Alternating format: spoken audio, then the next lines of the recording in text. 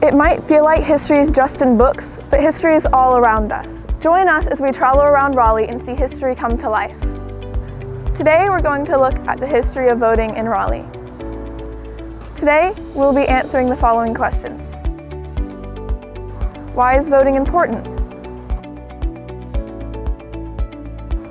What were some of the limitations to voting? What was done to stop these limitations? Let's find out. Hop on the historic Raleigh trolley with Sammy the Squirrel and explore some of Raleigh's history.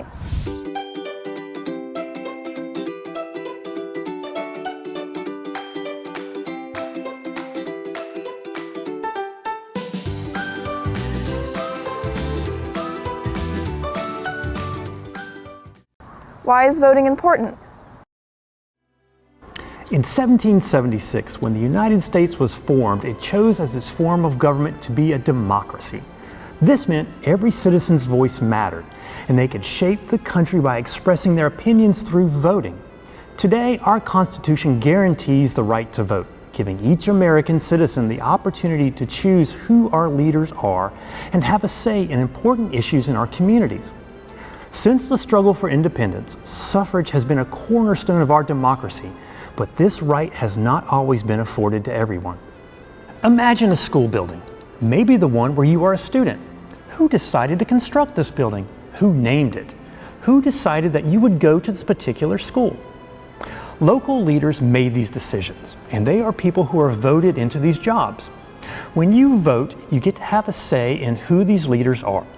You can also choose state and national leaders who make the laws that affect your life and the lives of people living in your community.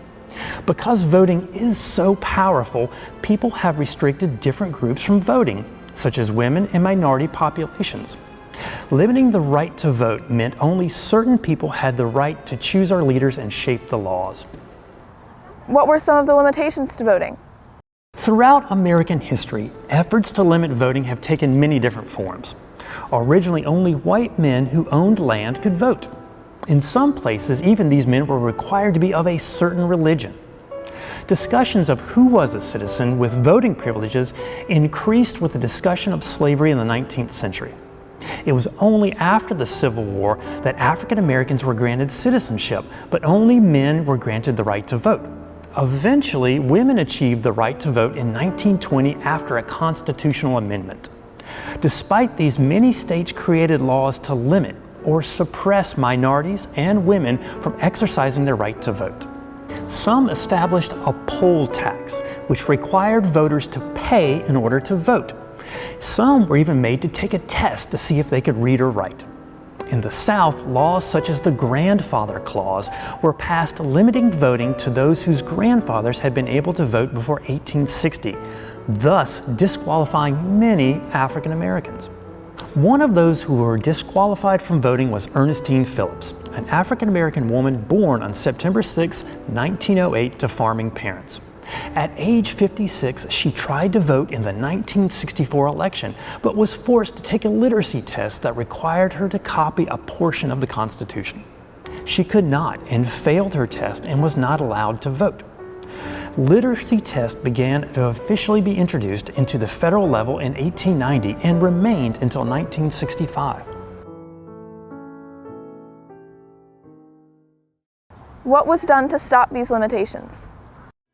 With the founding of the United States, each generation has taken steps to expand voting rights for all Americans. The 15th Amendment to the United States said that no citizen can be denied the right to vote based on race. The 19th Amendment prohibited discrimination based on sex. The Civil Rights Act of 1964 abolished educational requirements to voting, but restrictions to voting continue to appear. Today, lawmakers are considering requiring identification cards to vote and limiting voting days and times that people can vote. These have inspired a new generation to fight to protect and expand the right to choose our leaders and to shape our communities. Today, we learned why voting is important, what limitations were placed on voting, and how those limitations were overcome.